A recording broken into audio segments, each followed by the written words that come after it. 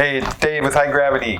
I want to talk about sometimes how it's necessary to remove the controller module and reseat it.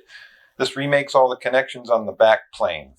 And so we've had controllers out in the world for quite a while now. We've got controllers that are well over 10 years out in the world, still running, still brewing. And what we've seen over time, you can occasionally see your temperature readings floating all over the place, displaying readings that really don't make sense, but yet you're not seeing that flashing ORAL message that you see when you have no cable plugged in or a broken wire or no probe plugged into the cable.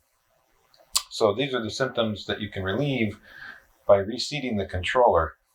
And I'll show you how to do this. You want to turn the power off first. And you see beneath the display face, there's these two tabs here. If you push them in, you can pull this module out.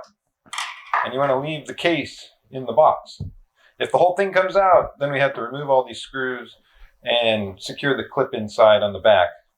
That's not that big a deal either, but hopefully you can pull the module out and leave the case in the box. Then what you want to do is firmly reinsert it just like that.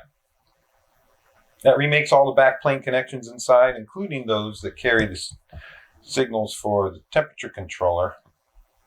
And in many, many cases, it corrects this type of symptoms. Anyway, just like that.